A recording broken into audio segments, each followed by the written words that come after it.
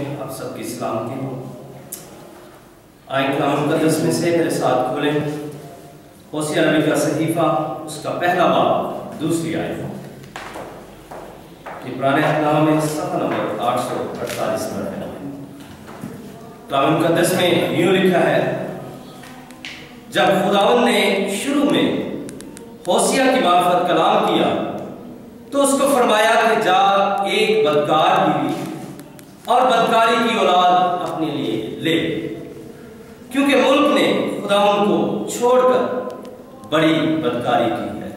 कलाम मुक़द्दस का पढ़ा, सुना और समझा जाना हम सब के लिए बाइस बरकत हो। चंद लम्हों के लिए अपनी आंखें बंद करेंगे। हम अपने अज़हान की तनवीर के लिए दुआ करेंगे, मदद मांगेंगे। खुदावंद इस जिंदा कलाम को समझने की तौफीक दे। आसमानी बाप बड़ी आजिज़ी से एक दफ़ा फिर तेरे कदमों में आते हैं। खुदावंद हम कमज़ोर हैं, चाहते हैं कि रूहुल कुद्दुस का मसा हमारे साथ रहे ताकि इस इलाही भेद को समझ सकें। खुदावंद मैं ख़ुसूसन अपने लिए मिन्नत करता हूँ कि मुझे बयान करने का फजल दे और इन जानों को सुनने का, सीखने का, इस पर अमल करने का फजल बख्श दे। मसीह हमारे खुदा के वसीला से।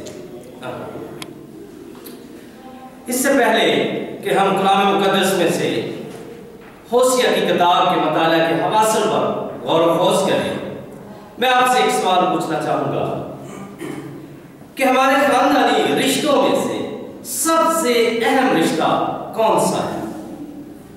माँ बाप का, बहन भाइयों का?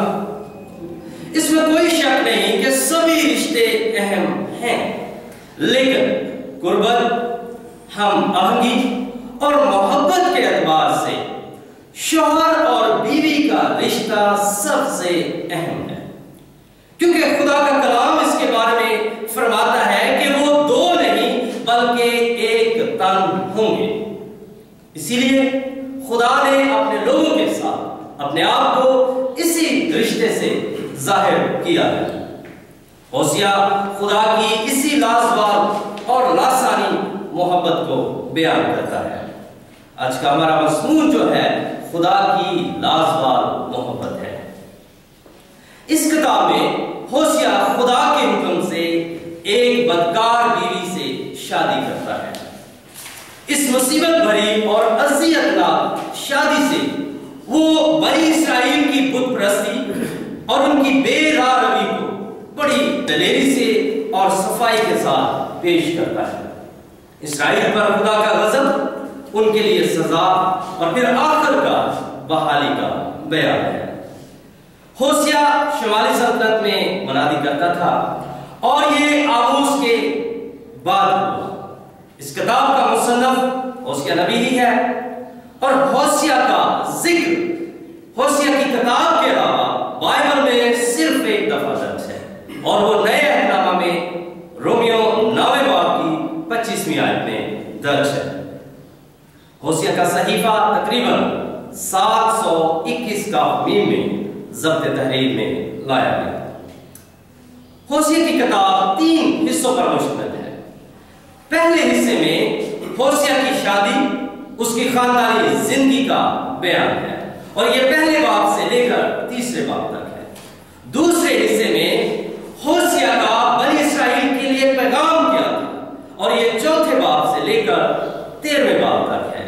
और तीसरे और आखिरी हिस्सा में बनी इस्राएल की बहाली का बयान है। इस तरह यह किताब 14 अबवाब पर मुश्तमिल है। इन 3 बड़े मौज़ूआत को अगर हम समेट कर एक एक लफ्ज में बयान करें तो गुनाह, अदालत और बहाली है। जब खुदा होसिया से हम कलाम हुआ तो पहले लफ्ज जो होसिया सुनता है वो उसको चुका देने वाले थे। खुदा ने होसिया से कहा कि जाकर अपने लिए एक बदकार बीवी और बदकारी की औलाद ले। इससे पहले कि हम आगे बढ़े, सवाल पैदा होता है कि होसिया खुदा का ममसूद था, वो खुदा का नबी था और खुदा के साथ साथ चलता था। फिर क्यों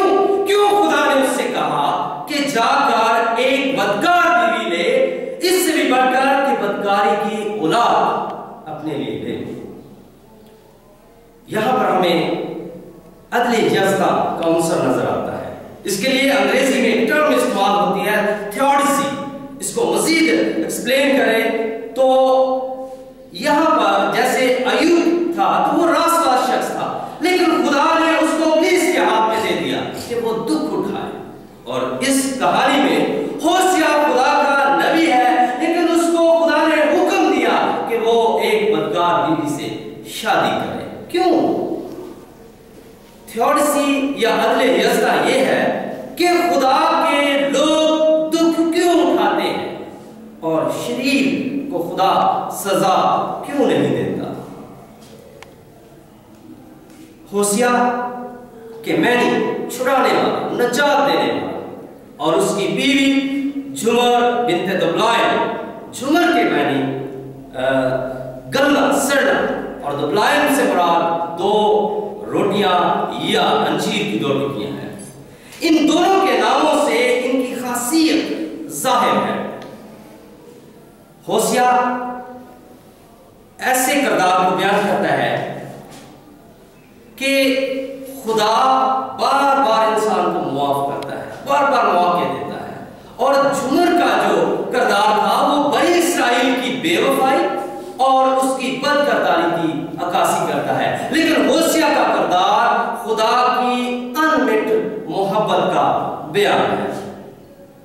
मौजूदा कलीसिया में अगर हम तजज़िया करें और ख़ुसूसन अपना तजज़िया करें तो हमें भी खुदा बार बार मौके देता है, लेकिन हम में से भी बहुतों का किरदार झुमर का सा है।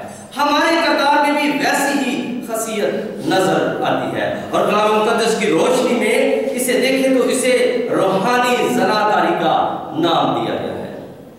खुदा ने जिस कौम को चुना था, जिन्हें अपने लोग कहा था, वो खुदा से रूबरदारी करके लकड़ी, पत्थर और मिट्टी के बनाए हुए बुतों के पीछे भागते थे। वो जिंदा खुदा को छोड़कर हाथ की दस्तगीरी के सामने कुर्बानियां चढ़ाते थे और उनसे मन्नतें मांगते थे और मन्नतें पूरी होने की उम्मीद रखते थे। इस गुनाह कबीरा की वजह से खुदा ने अपने खादम होशिया के वसीला से उनके लिए सजा का ऐलान किया।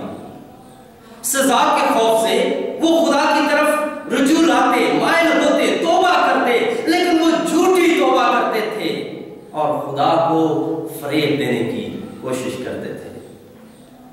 इसीलिए होशिया 6 बाब 4 आयत में खुदा ने फरमाया कि आए इब्राहिम मैं तुझसे क्या करूं, आए यहूदा मैं तुझसे क्या करूं, क्योंकि तुम्हारी नेकी सुबह के बादल और शबनम की मानद जल्द जाती रहती है। मेरे सीसो, ये पैगाम, ये अल्फाज हमारे लिए भी हैं। किस वजह से खुदा बेजार है, किस वजह से वो आज हमसे ये बात कहता है कि तुम्हारी नेकी सुबह के बादल और शबनम की मानद जल्द जाती रहती है। हमारे लिए आज कौन से बुत हैं? यकीनन वो सारी चीजें जिन्हें हम खुदा से ज्यादा अहमियत देते हैं, वो सारे काम जिन्हें हम खुदा से ज्यादा वक्त देते हैं, वो हमारे लिए बुत हैं। हम ईमान के लिहाज से अब्राहम के फर्जंद और रूहानी इस्राइल हैं, और ये पैगाम आज हमारे लिए है। होशिया अपनी बीवी को बदकारी की वजह से छोड़ देता है, लेकिन खुदा उसे कहता है कि वो दोबारा उसको लेकर आए। फिर वो उसे ढूंढता फिरता है। इसका एक नक्शा नए अहनामा में मसीह यीशु की जात में देखते हैं कि मसीह यीशु ने कहा कि वो इब्ने आदम खोयों को ढूंढने और नजात देने आया है। होशिया एक दिन गुलामों की मंडी में जाता है। जब वो अपनी बीवी को ढूंढ रहा होता है तो वो देखता है कि झुमर जंजीरों में ऐसे जकड़ी हुई है।